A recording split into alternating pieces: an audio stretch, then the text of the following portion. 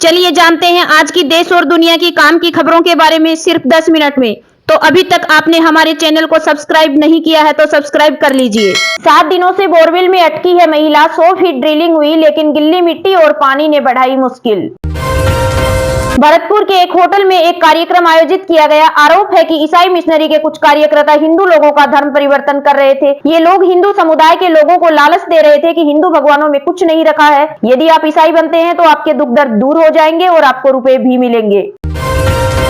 किसान आंदोलन की वजह से दिल्ली पुलिस ने ट्रैफिक एडवाइजरी जारी की है, जिसके चलते भारी वाहनों के आवागमन पर भी रोक लगाई गई है। दिल्ली में ये प्रतिबंध 12 फरवरी से लेकर 13 फरवरी तक जारी रहेंगे।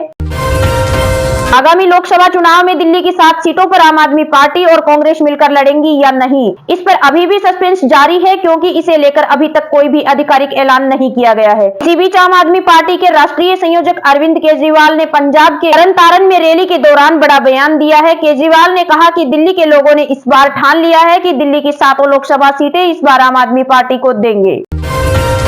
किसान आंदोलन 2.0 की दस्तक शुरू हो चुकी। पंजाब, हरियाणा समेत कई राज्यों से किसान आंदोलन की तैयारी कर रहे हैं। 13 फरवरी को किसान संगठन दिल्ली कूच करने की तैयारी कर रहे हैं। एमएसपी की गारंटी और कुछ अन्य मुद्दों को लेकर सरकार पर दबाव बनाने की मंशा के साथ बड़ी संख्या में किसान दिल्ली कूच की तैयारी में है। किसानों का कुछ जत्था दिल्ली के रास्ते पर देखा भी गया है। इससे पहले दिल्ली पुलिस ने तमाम तैयारी कर ली है। राजधानी दिल्ली के कई हिस्से में धारा 144 लागू कर दी गई है और प्रतिबंधों का ऐलान भी कर दिया गया है। यमुना एक्सप्रेसवे पर आज सुबह एक दर्दनाक घटना हो गई। यहां प्राइवेट बस और एक स्विफ्ट कार में भिड़ंत हो गई, जिसके बाद दोनों वाहनों में आग लग गई और आग लगने के चलते कार सवार 5 लोग जिंदा जल गए। आगरा में कर्ज में डूबे एक व्यापारी ने कथित तौर पर अपनी बीमार मां और 12 वर्षीय बेटे की हत्या करने के बाद खुद भी फांसी लगा ली। एक ही घर से 3 लोगों की लाश मिलने के बाद हड़कंप मच गया।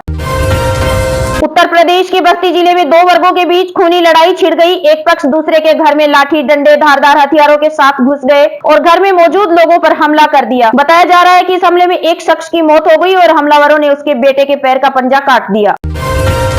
फर्रुखाबाद में माफिया अनुपम दुबे व उसके परिजनों की 46 करोड़ रुपए की संपत्ति को गैंगस्टर अधिनियम के तहत कुर्क कर लिया गया है। अनुपम दुबे अभी तक 1 अरब 58 करोड़ से अधिक की अचल संपत्ति को जिला प्रशासन द्वारा कुर्क किया जा चुका है। लोकसभा चुनाव से पहले देश भर में राज्यसभा की कई सीटों पर चुनाव होना है। इसी क्रम में उत्तर प्रदेश से राज्यसभा की 10 सीटें खाली हो रही हैं, जिन पर इस महीने के अंत में चुनाव होना है। राज्यसभा चुनाव को लेकर भारतीय जनता पार्टी और समाजवादी पार्टी ने तैयारियां शुरू कर दी हैं। उम्मीद है कि सपा अपने उम्मीदवारों की लिस्ट जारी कर सकती है।